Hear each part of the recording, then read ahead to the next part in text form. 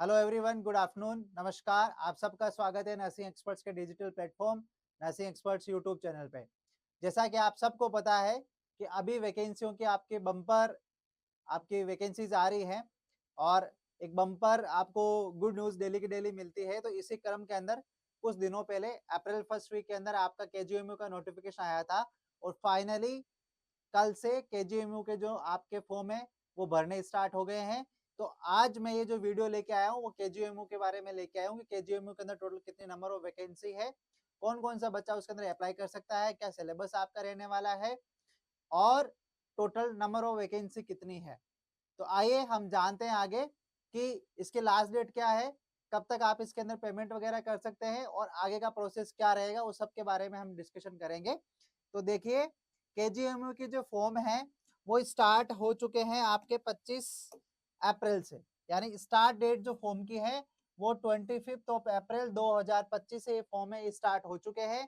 Payment last date, यानी जो payment की जो लास्ट डेट करनी है आपको वो है 25/5/2025 तक। 25 मई 2025 तक आप पेमेंट पूरा कर सकते हैं। उसके बाद में आपको 7 डेज और मिलेंगे आपको अपना एप्लीकेशन कंप्लीट करने में।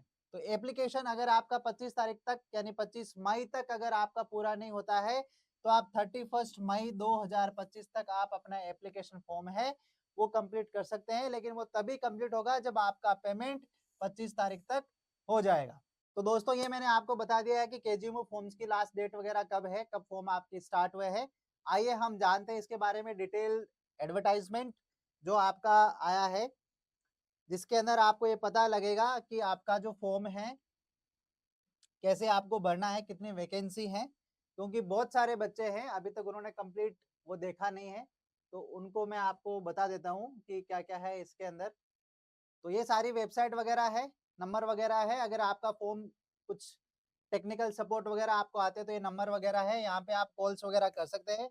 ये उनकी आपका नंबर भी दिए हुए हैं, मेल्स भी दी हुई है, टाइमिंग भी दिया हुआ है कि आप कब कब कर सकते हो। कोई टेक्निकल एरर अगर आपको फॉर्म के अंदर आ रहा है, अगर आपको ये कंप्लीट मतलब एक विजिबल अगर आपको ना हो तो ये सब जगह पीडीएफ है आपका नर्सिंग एक्सपर्ट टेलीग्राम चैनल के अंदर भी मैंने अपडेट किया हुआ है, वहां पर भी आप इसको देख सकते हो, वहां पर भी आपको मिल जाएगा अगर यहाँ पे विजिबल अगर ना है तो।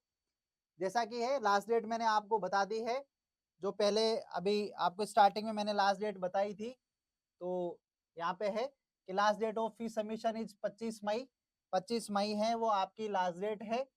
जो फॉर्म सबमिशन की लास्ट डेट है, फॉर्म सबमिशन की जो लास्ट डेट है वो 31 मई है, वो मैंने आपको बता दिया है। अब इसके अंदर आगे हम चलते हैं और मैं आपको बताता हूँ कि नंबर ऑफ वैकेंसीज कितनी है। तो इसके अंदर दो वैकेंसी है, एक आपकी बैकलॉग की है, ठीक है। इसके अंदर दो वैकेंसी आपकी इंक्लूड की गई है केजीएमयू के अंदर। दो वैकेंसी के अंदर आपका टोटल जो बैकलॉग की वैकेंसी है वो 107 है, जिसके अंदर ओबीसी की 4 है, एससी की 78 है, एसटी की 25 है। इसके अंदर यूआर की बिल्कुल भी वैकेंसी नहीं है, यूआर इसके अंदर 0 है। नो वैकेंसी फॉर आपका यूआर। ये बैकलॉग की टोटल 107 आपकी वैकेंसी है। क्वालिफिकेशन इसके अंदर जो मांगी गई है, क्वालिफिकेशन जो इसके अंदर मांगी गई है वो BSc nursing from Indian council यानी आईसीसी रिकॉग्नाइज्ड इंस्टीट्यूट से आपके BSc nursing, post basic BSc nursing है तो आप भर सकते हैं। RN registered and nurse and midwife in state और इंडियन नर्सिंग काउंसिल। तो इसके अंदर आप ध्यान से देखना, इन्होंने स्टेट का नाम मेंशन किया है ऑब्लिक आपका इंडियन नर्सिंग काउंसिल। इसका मतलब ये है कि आप ऑल ओवर इंडिया का बच्चा इस फॉर्म को भर सकता है। इसके अंदर ऑल ओवर इंडिया के जितने भी बच्चे हैं, आपने किसी भी स्टेट से किसी भी कॉलेज से अगर आपने नर्सिंग करी है तो आप ये फॉर्म फिल कर सकते हैं। अगर आपने जेएनएम किया है तो भी आप कर सकते हैं, लेकिन यहाँ पे जेएनएम वालों के लिए कंडीशन है कि आपके पास में 2 साल का मिनिमम 50 बेडेड हॉस्पिटल के अंदर एक्सपीरियंस होना चाहिए। कितना होना चाहिए? 2 साल का एक्सपीरियंस होना चाहिए मिनिमम इन 50 बेडेड हॉस्पिटल। इन्होंने क्लियर कट एक लाइन मेंशन करी है, देखो, please note that candidate will have to produce Uttar Pradesh और Indian nursing council registration at the time of document verification. यानी जब आपका सिलेक्शन हो जाएगा, एग्जाम आपका क्लियर हो जाएगा, जब आपको डीवी के लिए बुलाया जाएगा, डॉक्यूमेंट वेरिफिकेशन के लिए जब आपको बुलाया जाएगा, तब आपके पास में यूपी नर्सिंग काउंसिल का आरएन नंबर होना चाहिए, रजिस्ट्रेशन सर्टिफिकेट होना चाहिए। अभी आपके पास में जो भी जिस भी स्टेट का आरएन नंबर है उसके बेसिस पे आप ये फॉर्म फिल कर सकते हैं। तो ये आपके लिए बहुत अच्छी खुशखबरी है कि आप किसी भी स्टेट के हो, आप इसके अंदर अप्लाई कर सकते हो। अगर आपने जेएनएम कर रखी है, लेकिन जेएनएम के साथ में 2 साल का एक्सपीरियंस मांगा गया है। नेक्स्ट मैं आपको बताता हूं इसके अंदर जो दूसरी वाली वैकेंसी है, ये तो बैकलॉग वाली वैकेंसी है जिसके अंदर आपका 107 टोटल पोस्ट है। इसके अंदर आपकी यूआर की बिल्कुल भी नहीं है, यूआर 0 है, यूआर की इसके अंदर वैकेंसी नहीं है। ये आप लोगों के लिए एक कह सकते हैं कि नर्सिंग का एक गोल्डन एरा चल रहा है जिसके अंदर बम्पर वैकेंसीज है। इतनी वैकेंसी कभी भी बल्क में नहीं आती है जब आपके पास में नोटसेट का चल रहा हो, आरआरबी का चल रहा हो, जीएमसीएच का चल रहा हो। बिहार स्टाफ नर्स की 11,000 प्लस पोस्ट है, वो भी आपकी है। अब केजीएमयू की जो केजीएमयू है इसकी भी आपकी पोस्टिंग आ गई है। पीजीआईसीएच नोएडा का आपका एग्जाम होने वाला है। तो आपके पास में टिल नोटसेट 9 आपके पास में वैकेंसी है, आपके पास में एग्जाम ही एग्जाम है। तो आपको मोटिवेशन की जरूरत ही नहीं है, आपके सामने नंबर ऑफ एग्जाम्स है। तो आप अगर बढ़िया तरीके से अच्छी तरीके से अगर आप तैयारी करोगे तो किसी ना किसी एग्जाम के अंदर कहीं ना कहीं आप सिलेक्शन ले लोगे। जो दूसरी वाली वैकेंसी है जिसके अंदर आपका टोटल 626 वैकेंसी है, कितनी है 626 वैकेंसी है, जिसके अंदर ओबीसी 164 है, एससी 126 है, एसटी की 12 है, जनरल की 264 है। यहाँ जनरल कैटेगरी के बच्चों के लिए 264 है, ईडब्ल्यूएस के लिए 60 है। ये टोटल अगर आप करते हो तो 626 है। एजुकेशनल क्वालिफिकेशन जो मैंने आपको बैकलॉग वाले के अंदर बताया था वही सेम इसके अंदर है। अगर आपने बीएससी नर्सिंग कर रखा है, पोस्ट बेसिक बीएससी नर्सिंग कर रखा है, एमएससी भी अगर आपने कर रखा है तो आप फॉर्म फिल कर सकते हो। जेएनएम वालों से यहाँ पर भी 2 साल का एक्सपीरियंस मांगा गया है। सेम कंडीशन रखी गई है कि जब आपका डीवी होगा तब आपको यूपी नर्सिंग काउंसिल या इंडियन नर्सिंग काउंसिल का रजिस्ट्रेशन सर्टिफिकेट है वो आपको प्रोड्यूस करना पड़ेगा। तो सेम कंडीशन आपके है, लेकिन यहाँ पे आपकी वैकेंसी है वो क्या है ज्यादा है, 626 है, जिसके अंदर जनरल की 264 है, 264 है। इन्होंने क्लियर कट यहाँ पे आपका मेंशन भी किया है कि नंबर ऑफ जो वैकेंसी है ये घटा भी सकते हैं, बढ़ा भी सकते हैं। ये शक्ति हमेशा, ये पावर हमेशा जो भी इंस्टीट्यूट आपका वैकेंसी निकालता है, जो भी ऑर्गेनाइजेशन, जो भी हॉस्पिटल वैकेंसी निकालता है वो अपने पास में रखता है, ताकि वो वैकेंसी को बढ़ा भी सकता है और घटा भी सकता है ना। बाकी इसके अंदर आपका रिजर्वेशन के हिसाब से आपकी जो फीस है वो रखी गई है। जो फीस है वो आपका यूआर के लिए, ओबीसी के लिए, ईडब्ल्यूएस के लिए 2,000 रुपए फीस है। 18% इन्होंने यहाँ पे जीएसटी लगाया है। टोटल 2360 आपको टोटल जो फीस है वो पे करनी है। एससी एसटी की यहाँ पे टोटल 1200 फीस है फॉर्म की। 18% जीएसटी अगर आप इंक्लूड करते हो तो 216 का आपका जीएसटी बनेगा। टोटल 1416 आपका पेमेंट आपको करना है। जो पेमेंट जो आपको जो करना है वो मैंने आपको बताया था 25 मई 2025 2025 तक, यानी 25 मई तक आपको पेमेंट करना है। उसके बाद में आपका पेमेंट नहीं होगा, ना ही आपका जो फॉर्म है वो आगे जाएगा।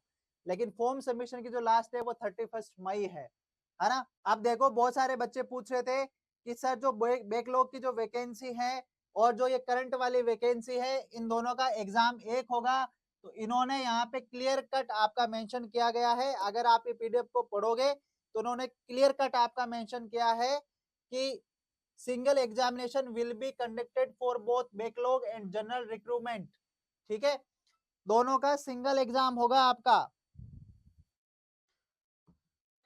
यहाँ पे देखो बहुत क्लियरली मेंशन किया हुआ है कि single examination will be conducted for both backlog and general recruitment. Candidates interested in applying for both will have to submit separate application form and fees for each advertisement. आपको लेकिन form है वो क्या करना है, अलग अलग सबमिट करना है। फॉर्म क्या है आपका यहाँ पे अलग अलग सबमिट करना है, और फीस भी आपको दोनों की अलग अलग सबमिट करनी है। लेकिन जो एग्जाम होगा वो क्या होगा आपका सेम होगा। क्लियरली सुन लीजिए आप, क्योंकि बच्चे लास्ट में ये बहुत हमेशा क्वेश्चन करते हैं, पूछते रहते हैं। ये वीडियो जब आप देखोगे तो कंप्लीटली आप अच्छे से इस लाइन को सुनना कि single examination will be conducted for both backlog and general recruitment. जो जनरल रिक्रूटमेंट है और जो आपका बैकलॉग वाला है, उन दोनों का जो एग्जाम होगा वो क्या होगा, आपका सिंगल होगा, सिंगल एग्जाम होगा।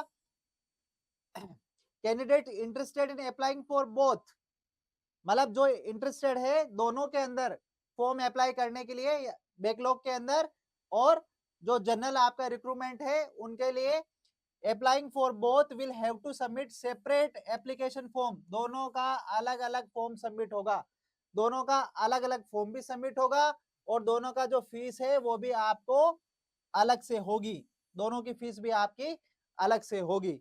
तो यूआर कैटेगरी वालों के लिए तो एक ही फॉर्म है, वो है जनरल रिक्रूटमेंट, क्योंकि उसके अंदर जो भी वैकेंसी है बैकलॉग की खाली है वो उसके लिए है। दोनों का एग्जाम एक होगा, लेकिन आपको जो फॉर्म है वो आपको सिंगल ही सबमिट करना है।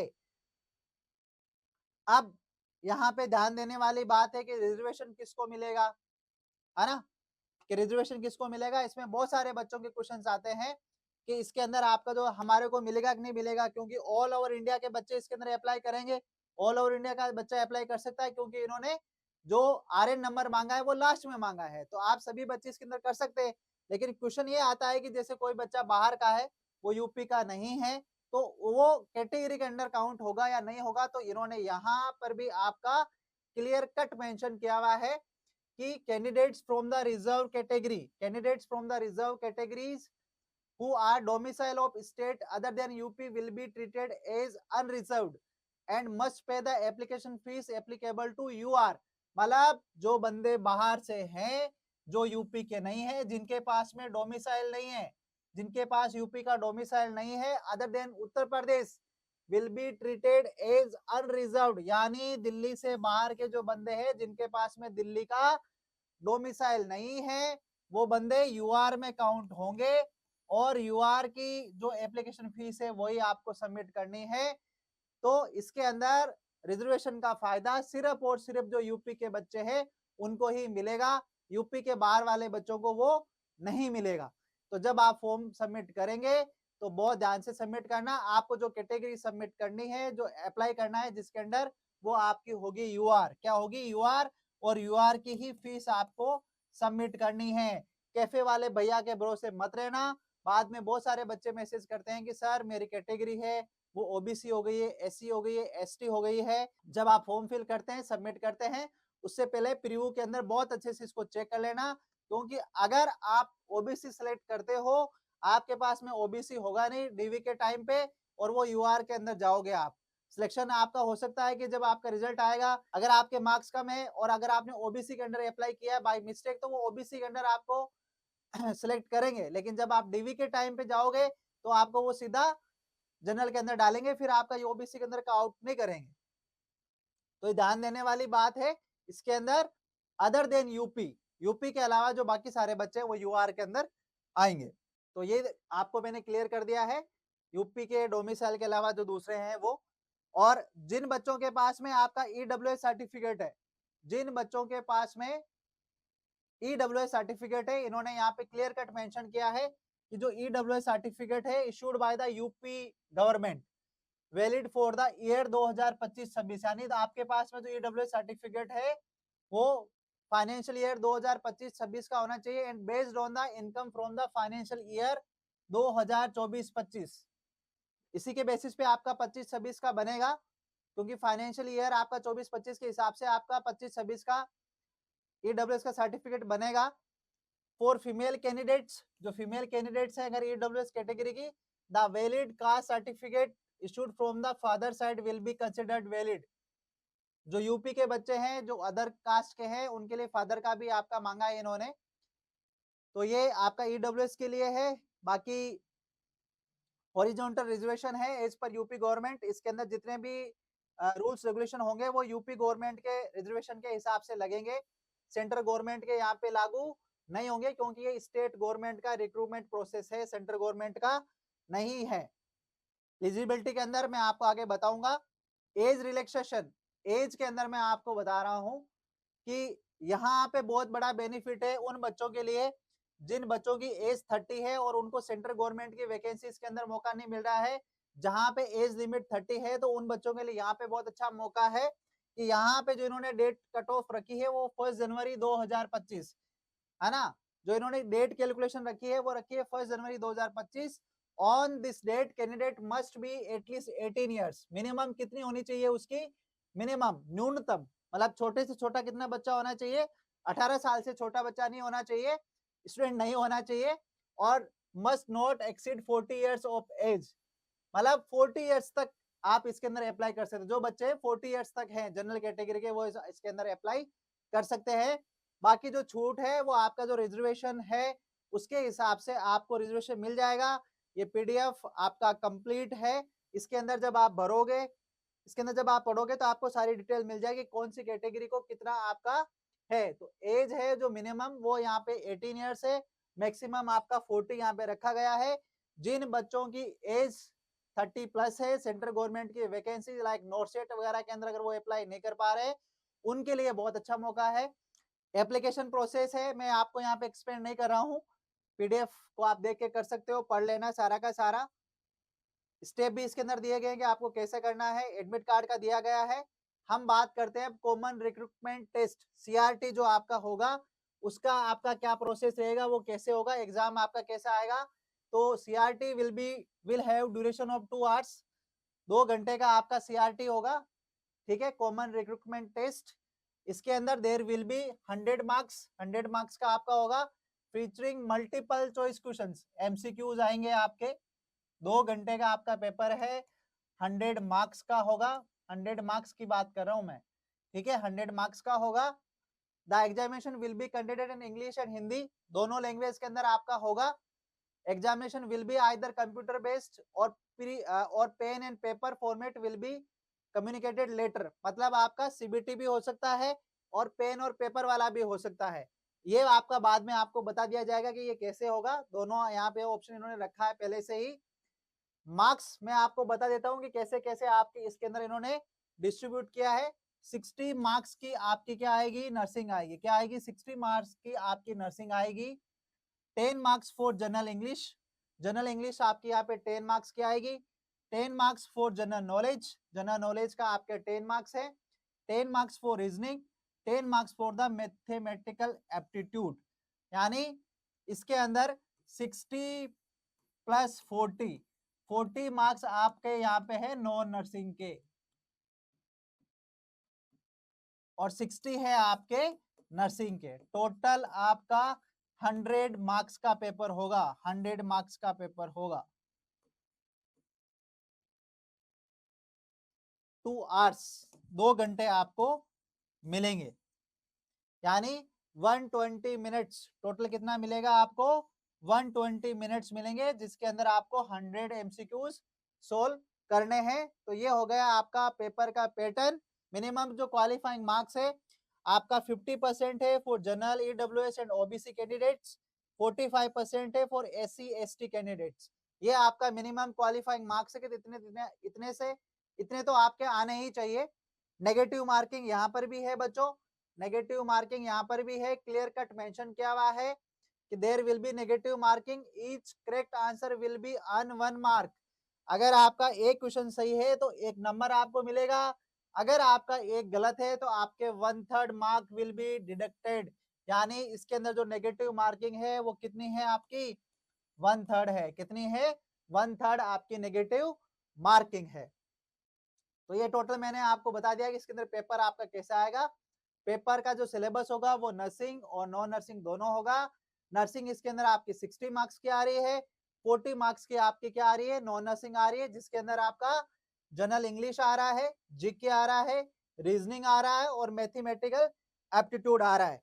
तो बच्चों ये सब्जेक्ट्स की आपकी तैयारी ऑलरेडी बहुत अच्छी होगी, क्योंकि अभी आपका आरआरबी का एग्जाम है, उसके अंदर भी नॉन नर्सिंग अच्छे से आ रहा है, इसके अंदर भी नॉन नर्सिंग है।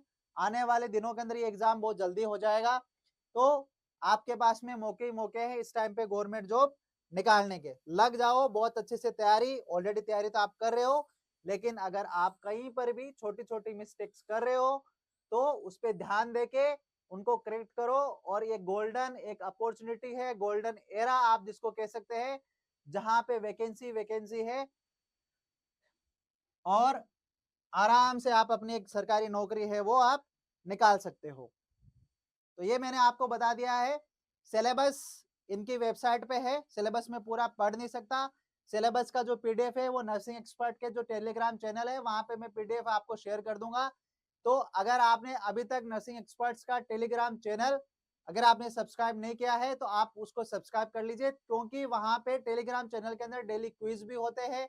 जितनी भी लेटेस्ट आपकी वैकेंसी आती है, रिजल्ट्स आते हैं, या किसी भी वैकेंसी का रिजल्ट है, सॉरी किसी भी वैकेंसी का अगर सिलेबस वगैरह है तो वो कंप्लीट डिटेल हम वहां पे शेयर करते हैं और वो तुरंत आपको मिल जाता है। तो अभी तक आपने शेयर नहीं किया है, लाइक नहीं किया है, तो आप इस वीडियो को लाइक कर सकते हैं, शेयर कर सकते हैं।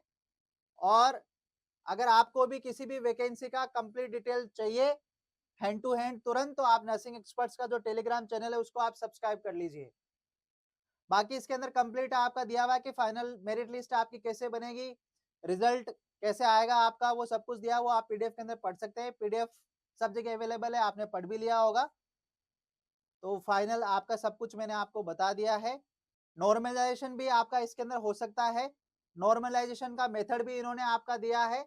अगर नंबर ऑफ कैंडिडेट्स वगैरह ज्यादा है, अगर शिफ्ट्स के अंदर आपके पेपर होता है तो नॉर्मलाइजेशन भी होगा। और आपका बहुत सारे बच्चों का ये था कि सर इसका आरएन का क्या, अगर किसी बच्चे का आरएन नहीं आया है तो उसका क्या है। तो मैं आपको बता देता हूँ, इसके अंदर भी उन्होंने क्लियर कट मेंशन किया हुआ है कि जो फॉर्म की लास्ट डेट है 31 मई 2025, 31 मई 2025 से पहले आपकी जो एजुकेशनल क्वालिफिकेशन है वो कंप्लीट हो जानी चाहिए। अगर आपकी जो एजुकेशन क्वालिफिकेशन 31 मई 2025 तक कंप्लीट हो जाती है तो आप एलिजिबल हैं। आरएन नंबर अगर आपके पास में नहीं है तो अभी 1 महीने का टाइम है, आप अपने कॉलेज से, यूनिवर्सिटी से कॉन्टेक्ट करिए ताकि आपका आरएन नंबर आ जाए और आप इस वैकेंसी के लिए एलिजिबल हो सकते हैं बच्चों। तो अगर आपको ये वीडियो पसंद आया है तो आप लाइक करिए, शेयर करिए, हमारे नर्सिंग एक्सपर्ट यूट्यूब चैनल को सब्सक्राइब करिए ताकि आपको हर वैकेंसी का कंप्लीट इंफॉर्मेशन आपको मिलता रहे। अब एक बहुत अच्छी बात मैं आपको बताना चाह रहा हूँ। तो बच्चों अगर आप भी कर रहे हैं केजीएमयू की तैयारी तो नर्सिंग एक्सपर्ट ने लॉन्च किया है KGMU nursing officer special batch. जो ये बैच आपका टोटली प्री रिकॉर्डेड है। आपका इसकी जो ड्यूरेशन है वो आपकी 3 मंथ्स की रहेगी। इसके अंदर 50 प्लस आपका फुल लेंथ और टॉपिक वाइज टेस्ट है और कंप्लीट इसके अंदर आपको सिलेबस कवर किया गया है। नर्सिंग और नॉन नर्सिंग दोनों सिलेबस इसके अंदर मिलेगा, टेस्ट भी इसके अंदर मिलेंगे। सारे सब्जेक्ट्स के जो नोट्स हैं वो पीडीएफ के अंदर नर्सिंग एक्सपर्ट लाइव एप्लीकेशन के अंदर आपको मिलेगा। तो अगर आप भी तैयारी कर रहे हैं केजीएमयू नर्सिंग ऑफिसर एग्जाम की तो आप ये वाला बैच ले सकते हैं और अपनी तैयारी को और अच्छा कर सकते हैं। तो thank you so much, wish you all the best.